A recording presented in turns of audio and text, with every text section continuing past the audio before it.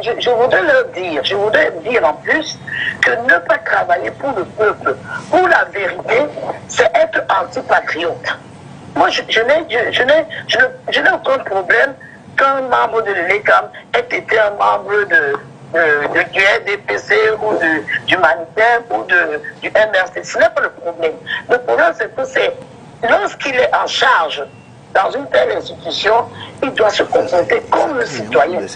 Que représente un pays où les élections ne sont pas justes, où les élections ne sont pas transparentes. Est-ce que c'est un pays qui a amené à se développer? Non. Dans tous les pays, les membres du collège électoral sont issus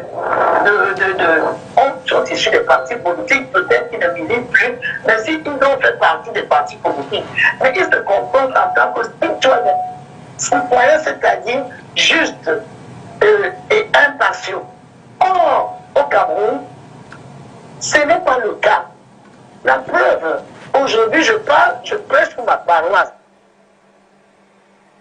que l'ELECAM, qui reçoit les instructions du MINAT, lui informant qu'il fait le président d'un parti de pouvoir, en estimant qu'un autre qui ne connaissent pas, qui n'ont jamais vu depuis 8 ans, est aussi président d'un parti comme le Manifeste.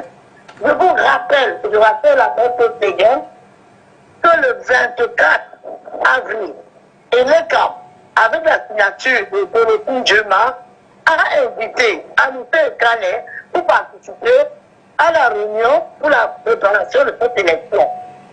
Le 25 juin, c'est-à-dire un mois avant, Madame Dorothée Djema, de sa main, a signé une lettre invitant le président Anouté Kane, comme président du Manigem, à venir assister à la réunion des partis politiques. Et le 25 juin, dans la salle, se trouvaient les membres de l'ONU, les membres de l'Union européenne, les membres de la Commission des droits de l'homme, qui ont vu Anissé Kane, en tant que président du Manigem, en train de présider une réunion dans une commission. Comment se fait-il que la même Dorothée Djema aujourd'hui se mette à reconnaître un campion comme président du Manigem en même temps qu'Anissé Kane? Moi, je voudrais savoir comment est-ce un pays peut se développer avec un antipatriotisme. Je rappelle aussi à Maître Teniem qui est issu du RDPC, que vaincre sans péril et triompher sans gloire. Mes parents m'ont toujours dit de ne combattre que des adversaires à ma taille. Si on n'est pas à ma taille, je ne vous combats pas. Le RDPC a peur, tellement peur du candidat Maurice Kamto, qu'il faut trouver toutes les astuces du monde pour empêcher Maurice Kamto d'être le candidat du Manigem. C'est quand même incroyable. Et depuis, le RDPC n'a pour seul adversaire que Maurice Kamto. Ça veut dire que le RDPC sait que Maurice Kamto est leur vrai adversaire. On ne parle que des autres candidats. Il y a beaucoup de partis, de candidats qui ont été retoqués, mais on ne parle que de Maurice Kamto. Je dis bien, il faut apprendre à combattre les adversaires à sa taille. C'est comme ça qu'on grandit, qu'on se grandit. Voilà, c'est mon premier jet. Alors, Maître Georges Teghem, est-ce que l'ELECAM jouit d'un statut qui le met à l'abri des pressions et garantit son indépendance? Justement, analyse à la lumière des faits que vient de présenter Madame Marianne Simon et Kanem, mais également le MINAT qui convoque le directeur des élections, ou encore le MINAT qui écrit à Elections Cameroun pour lui dire, par exemple, de reconnaître dans le cas du PCRN Robert Kona comme étant le président du parti camerounais pour la réconciliation nationale, au mépris des décisions de justice. Est-ce que l'ELECAM jouit vraiment d'un statut qui le met à l'abri des pressions? Vous savez, c'est écrit dans la loi que l'ELECAM ne reçoit d'instructions de personne. C'est écrit noir sur blanc. Simplement, il y a une collaboration qui doit se faire entre l'ELECAM et le MINAT, puisque le MINAT est l'agent de l'État au sein du processus électoral, qui est un processus inclusif. J'ai écouté tout à l'heure Mme Ekane qui intervenait depuis Paris. Elle m'interpelle et dit que l'ELECAM doit désigner le président d'un parti politique. Ce n'est pas le rôle de l'ECAM. Puisque la loi 90/056 sur les partis politiques dit très bien comment ça se passe à la tête des partis politiques. Et l'ECAM n'a pas apprécié. Et surtout, l'ECAM n'a jamais dit ce qu'elle dit. l'ECAM n'a pas dit que c'est elle qui est présente, elle n'est pas, non. l'ECAM a dit, dans les motifs, en tout cas si j'ai bien lu, que double investiture. C'est pour ça qu'on a rejeté. Donc il y avait 2 lettres d'investiture. Ça a créé un problème. Donc moi je pense que ce ne soit pas le même cas au RDPC, parce qu'au RDPC c'est bien écrit, il n'y avait pas de lettre d'investiture. Ce qui est différent de 2 lettres d'investiture. Pour reprendre... Qui écrit les lettres d'investiture? C'est le représentant du parti politique. Mais dès que l'ECAM a 2 lettres d'investiture, même si vous n'êtes pas le représentant, c'est ce que moi j'ai vu, j'ai cru comprendre à la lecture des décisions.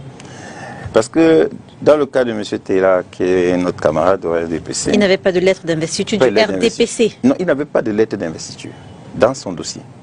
Il n'avait pas de lettre d'investiture. Parce que s'il avait fait une lettre d'investiture à son nom, on aurait été dans la même situation que le Manidem. Le Manidem. Ou alors, j'ai suivi le professeur Couvendor. Il a même s'est exprimé, la femme qui vend le poisson en face de l'université avec du piment, qui a déposé le dossier.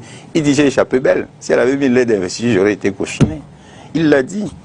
Donc, moi, je pense que la décision me paraît plutôt juste. Et puis, contrairement à ce que vous croyez, Mme Ekane, au RDPC, on n'a aucun problème contre qui que ce soit et on n'a pas peur d'affronter qui que ce soit. Au contraire, je voudrais rappeler ici, vous le savez très bien, qu'on a déjà eu d'autres élections, notamment en 2013 et 2018 avec ce parti politique. Et je ne pense pas qu'on a eu beaucoup de difficultés pour les gagner aux dernières élections. En 2013 En 2013. En 2018 En 2018, on a affronté ce parti politique. Et je voudrais rappeler également à Mme Ekane que le dirigeant de ce parti politique, le président national du RDPC, par ailleurs président de la République, n'a pas eu de crainte à le prendre pour assurer la défense du Cameroun dans un procès mémorable. Il n'a pas eu de crainte pour le prendre pour le nommer doyen de faculté, ni le nommer ministre délégué. Ça veut dire qu'il n'a aucune animosité vis-à-vis de qui que ce soit. Simplement, on confond tout, on confond le monsieur, le président de la République. C'était avant ou après l'entrée en politique de l'homme dont on parle? C'était avant ou après son entrée en politique? Les faits que vous citez. Moi, ce que je sais, c'est que le monsieur dont vous parlez était un politicien. Vous ne faut pas dire que vous n'êtes pas politicien et vous êtes ministre de la République. Il était quand même ministre de la République. Ça veut dire qu'il est politicien. Un ministre n'est pas politique. Vous connaissez un ministre qui n'est pas politique? Peut-être que je ne sais pas dans quel pays il y a un ministre qui n'est pas politique. Dès que vous êtes même parti de la société civile, je veux rappeler, vous qui êtes en France, l'ancien Premier ministre que le président Macron allait chercher dans la société civile, dès qu'il est devenu Premier ministre, il est devenu politique. Donc, moi, je pense qu'il n'y a pas de crainte, parce que vous dites à vaincre sans périr, mais périr en triomphe sans gloire. Le RDPC n'a aucun problème avec qui que ce soit. Le RDPC fait confiance à l'ECAM et invite les autres Camerounais à faire confiance à l'ECAM. Parce que nous pensons que c'est une institution qui est crédible et qui ne pourra pas jouer son rôle avec efficacité si nous ne nous approprions pas l'ECAM. Déjà, c'était l'administration territoriale, c'était critiqué, c'était l'ONEL, c'était critiqué, c'est l'ECAM, c'est critiqué. Même si on dit que c'est Mme Ekane, vous serez critiqué, Mme Ekane. Donc la société est ainsi faite puisque aucune œuvre n'est parfaite, même l'émission que nous faisons sera critiquable. Donc quelqu'un peut donner un avis dessus. Quel que soit ce que l'on fera, les gens se trouveront à redire. Mais au RDPC, on n'a pas peur de qui que ce soit. Et l'ECAM fait son travail. Nous respectons le travail de l'ECAM. Le Conseil constitutionnel fera le sien. Nous respecterons leur travail. Et nous invitons les Camerounais à respecter ces institutions parce que nous avons des avis différents sur tous les sujets. Ce sont nos institutions qui nous départage. Très bien. Damien Macon, il y a la loi, il y a la réalité des faits. Maître Teguem parle d'une collaboration étroite entre Elections Cameroun et le ministère de l'administration territoriale. Mais rappelez à l'ECAM, malgré les décisions de justice, que Robert Kona doit être celui qui parle au nom du PCRN. Est-ce que ça rentre dans le cadre de cette collaboration? Non, je ne crois pas. D'abord, sur le plan juridique, je reviens rapidement sur ce que Maître Teguem a dit. Si on avait voulu que les membres d'Elections Cameroun soient indépendants, que ce soit à la direction générale ou au conseil électoral, on aurait pu faire en sorte que le mandat des membres d'Elections Cameroun soit au-delà du mandat du président de la République. On leur aurait donc conféré une certaine autonomie. Sauf que lorsque vous prenez la loi que Maître Teguem évoque à l'article 8 alinéa 5 pour ce qui est des membres du conseil électoral ou à l'article 20 alinéa 1 pour ce qui est des membres de la direction générale, notamment le directeur général et le directeur général adjoint d'Elections Cameroun, leurs mandats sont respectivement de 4 ans éventuellement renouvelable, de 5 ans éventuellement renouvelable. Si celui qui vous nomme a un mandat plus long que vous, alors il vous tient en laisse. Ça, c'est une première chose. Deuxième chose... Est-ce que ça ne peut pas également être compris dans le fait de ne pas vouloir qu'il s'éternise et donc qu'il mette en place des rouages pour effectivement contourner la loi? Ce qui importe, c'est de leur donner des coups de franche pour qu'ils puissent travailler. Est-ce que vous pensez qu'en leur donnant 1 ou 2 ans, ça les empêche de faire quoi que ce soit? Ça leur empêche. Ils feront, s'ils n'ont pas de bonnes intentions, ils feront ce qu'ils ont à faire. Ça, c'est une première chose. Une deuxième chose, vous avez suivi cette petite passe d'armes entre Maître Degem et Madame Ekane, justement parce que, je vous l'ai dit au début, Elikam refuse, d'ailleurs, même la loi ne lui permet pas d'avoir une dimension juridique. Ce que Maître dit, la motivation de la décision n'est pas un élément qui démontre que Elikam embrasse la dimension juridique que les autres organes devraient avoir. D'abord, Maître Degem nous fait savoir que c'est parce que l'élection Cameroun est en anglais qu'il n'y a pas autonome. Je ne savais pas que le port autonome de Douala ne s'appelle pas Port Authority of Douala à Douala. Donc je crois que le mot autonome ou indépendant, les mots autonome et indépendant ont bien leur pendant en anglais. Et donc si on avait voulu que ce soit des épithètes de ces élections, on l'aurait fait. Maintenant, pour ce qui est de la collaboration entre Elections Cameroun et le MINAT, est-ce qu'il est normal que lorsqu'Elecam reçoit 2 dossiers, il demande au MINAT de lui dire lequel des 2 est à même de parler au nom du parti politique? Et pourtant, c'est ce qu'ils font. Dans certaines situations, c'est ce qu'ils font. Donc, aujourd'hui, Elecam veut nous dire qu'il n'y a pas de technicien au sein du Conseil électoral ou alors de la Direction générale d'élections Cameroun pour entrer dans les statuts d'un parti politique et savoir qui est à même de parler au nom de ce parti. Donc, il renvoie la patate chaude au Conseil constitutionnel qui, lui aussi, a un président qui est nommé, donc, du moins, tout le Conseil est nommé par le président de la République. Je veux bien que Maître Degem nous cite les Badinter et autres qui sont nommés, mais lui qui connaît bien le processus qui couronne ou qui chapeaute la nomination de Fabius et autres, doit bien savoir que, contrairement au Cameroun où la Chambre des représentants, le Parlement est inféodé au pouvoir judiciaire et donc tout ce que le pouvoir, au pouvoir exécutif et tout ce que le pouvoir exécutif décide passe comme une lettre à la poste. En France, il y a possibilité que M. Macron nomme et que cela ne soit pas entériné par le Parlement français. Est-ce que depuis 1946, avec je crois l'Assemblée représentative camerounaise, l'ARC, vous avez entendu qu'une proposition de loi a été retoquée? Jamais de la vie. Donc, à la réalité, ce que Maître Degem, les images que Maître Degem prend ne peuvent pas être collées au Cameroun parce que après la nomination par le président de la République, il y a une procédure de validation qui peut être assez difficile dans d'autres environnements, mais au Cameroun, c'est juste comme un enregistrement. Donc, la collaboration qui doit exister entre Elections Cameroun et le MINAT, on ne peut pas empêcher qu'il y ait collaboration. Mais le MINAT ne doit pas s'asseoir. Je veux dire, Elecam ne doit pas s'asseoir face au MINAT parce que, Maître Degem l'a rappelé, il est dit dans la loi que Elections Cameroun ne doit recevoir d'ordre d'aucune autre institution, d'aucune personne extérieure. D'où vient-il donc que M. Paul Atangandi envoie un courrier à Elections Cameroun leur demandant de reconnaître comme président du PCRN un non-membre ou alors un ancien membre? Donc, je crois qu'il y a là une preuve que Elections Cameroun n'a malheureusement pas les coups de franche. Alors, Madame Ekane, vous êtes avec nous. Alors, Elecam et MINAT, inféodation ou collaboration? On se souvient justement que lorsque le 2e dossier a été déposé à Elections Cameroun, au nom de votre parti, le 21 juillet, le 23 juillet, dans la nuit du 22 au 23 juillet, il y a eu un changement à la tête du Manidem, si on se réfère à ce qui a été inscrit sur le site du ministère de l'administration territoriale. Donc, collaboration ou inféodation? Je pense que je pourrais dire les deux. Mais j'aimerais d'abord répondre à Maître Degem. En lui demandant, ça voudrait dire, Maître, que les élections municipales et législatives de 2020 sont entachées d'irrégularités. Pourquoi je dis ça? Parce qu'en 2020, les instituts des candidats du Manidem ont été faits par M. Ekanyalité. Comment se fait-il qu'à ce moment-là, l'ECAM, qui semblait dire qu'il y a pluralité des instituts, ne s'est pas rendu compte que Anissé Ekane n'était pas le vrai président du Manidem. Mais il y a eu des élections. Donc ces élections de 2020 sont entachées d'irrégularité. Donc il faudrait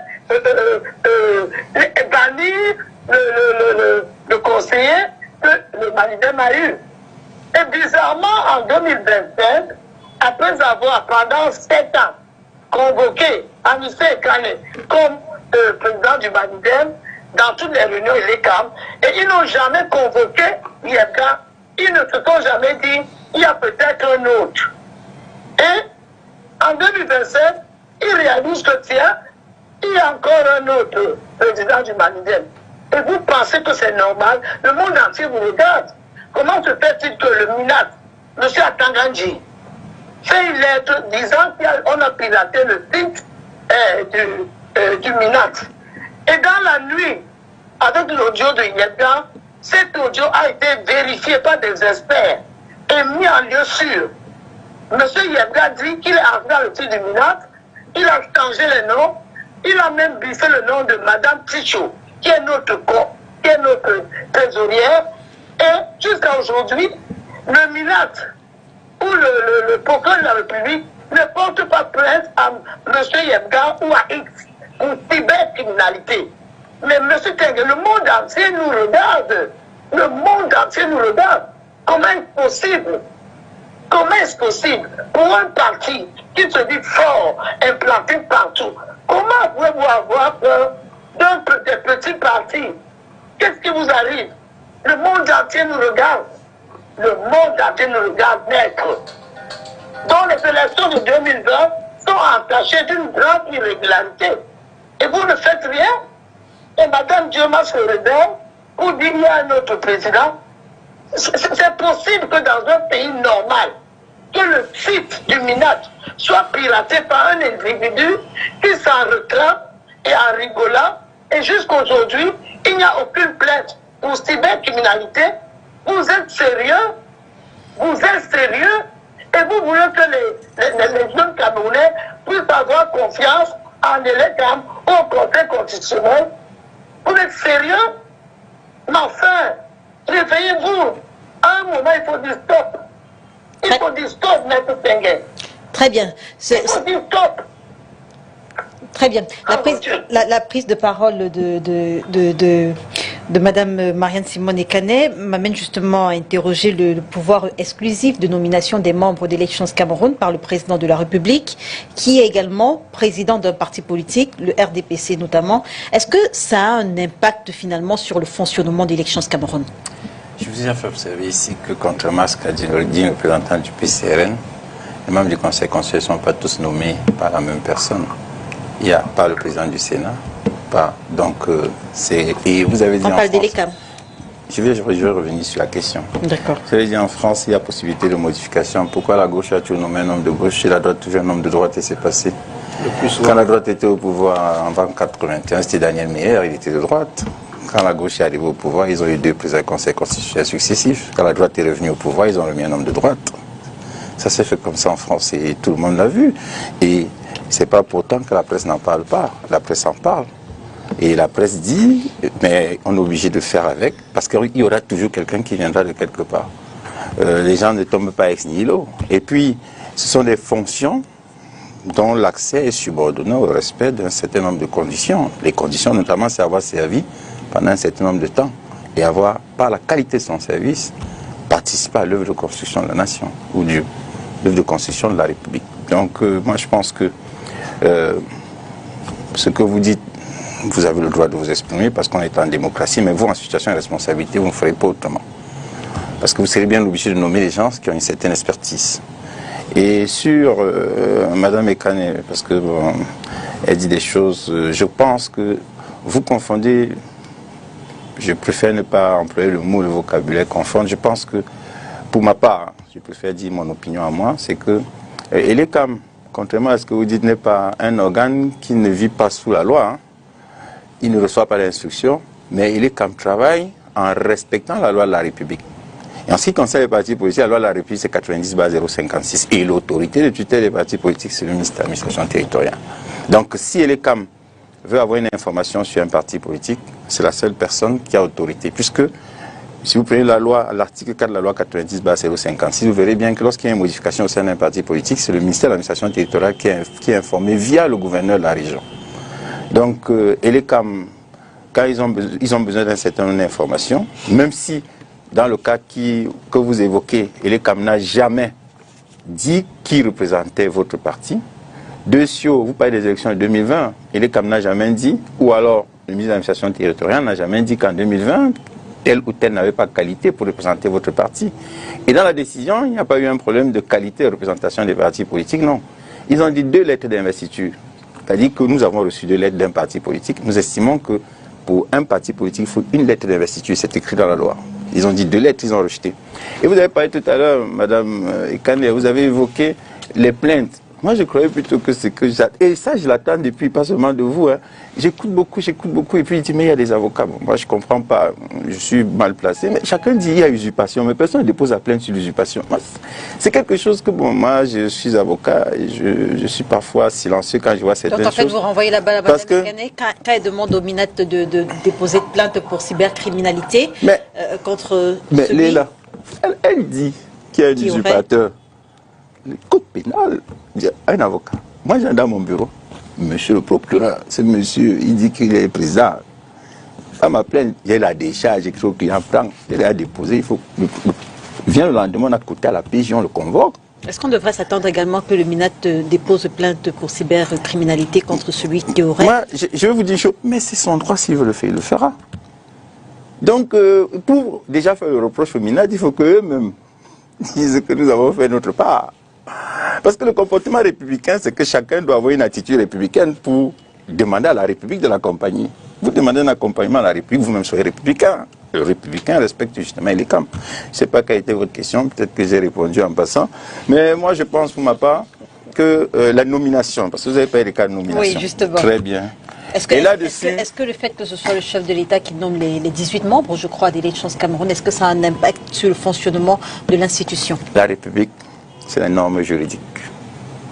Constitution, loi, règlement, jurisprudence. Est-ce qu'il n'y a pas une certaine dépendance de l'ELECAM vis-à-vis du président de la République, qui par ailleurs est également président du RDPC, le cordon ombilical qui demeure? Madame Léla. Oui, maître. La République, c'est la Constitution, la loi, le règlement. La Constitution, article 8, le président de la République. Il nomme aux emplois civils et militaires. Donc sur le plan légal, il peut. Maintenant, sur le plan démocratique, la loi, c'est Vox Populi.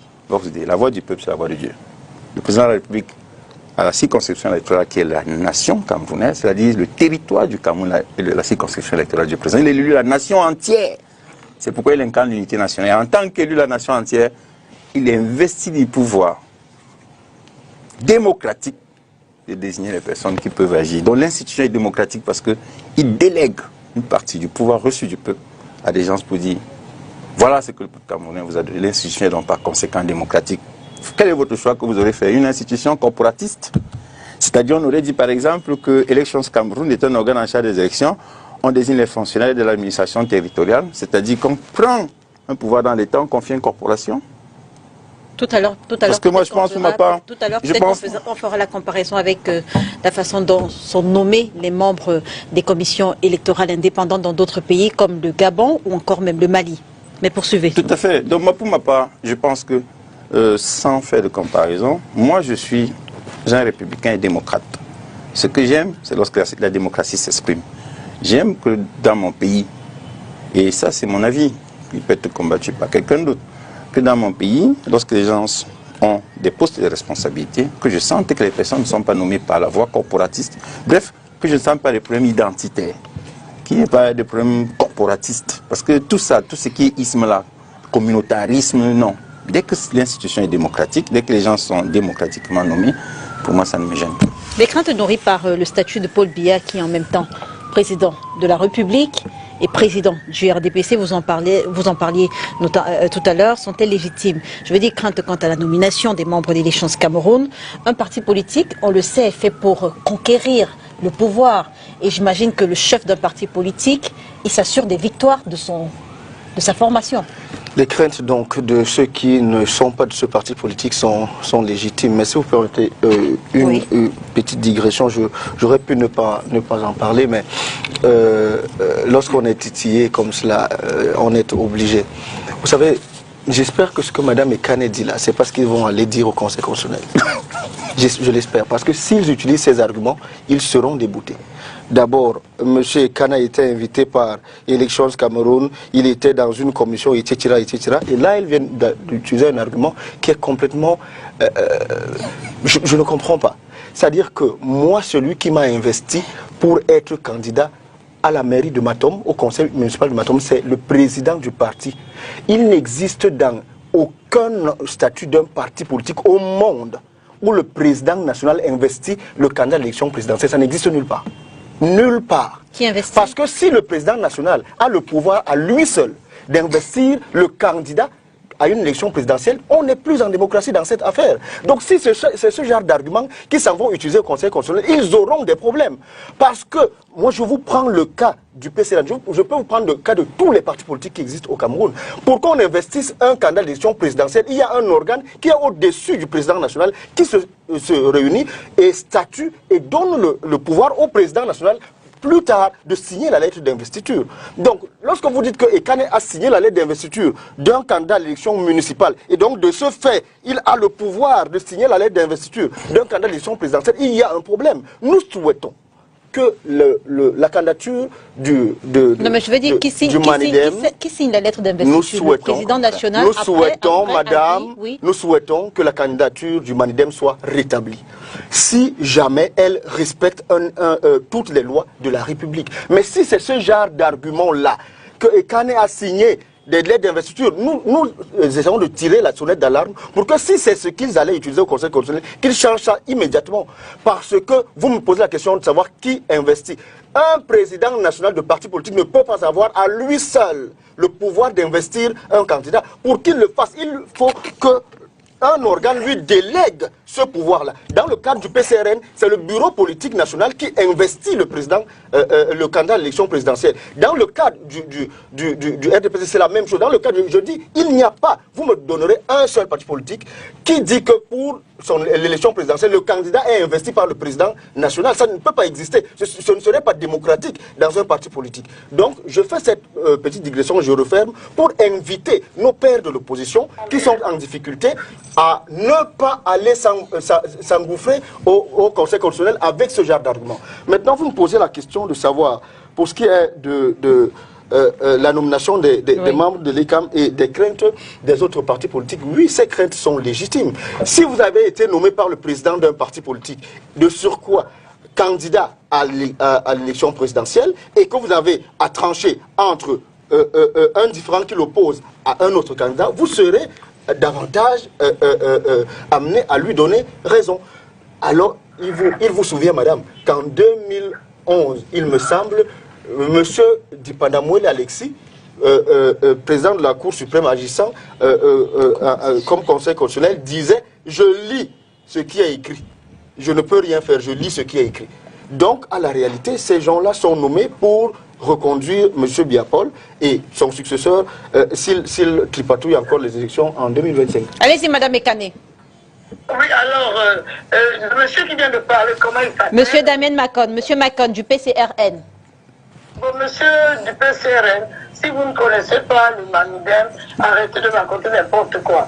Il n'a pas été dit que monsieur Kane Anissé, qui est président du Manidem, s'est levé un soir et a décidé d'investir, de faire la lettre d'investiture. Mais bien sûr que le bureau politique lui donne le mandat d'investir. Madame, il n'existe pas de bureau politique au Manidem. Il n'existe pas de bureau politique au Manidem. Vous ne le saviez même pas. Vous connaissez le Manidem? Je dis qu'il n'y a pas de bureau politique. Vous ne connaissez pas comment s'appelle cet organe, madame. Alors que vous êtes dans ce parti. Vous ne connaissez pas comment s'appelle cet organe. Je ne vous en donnerai pas le nom, mais il n'y a pas de bureau politique dans votre parti.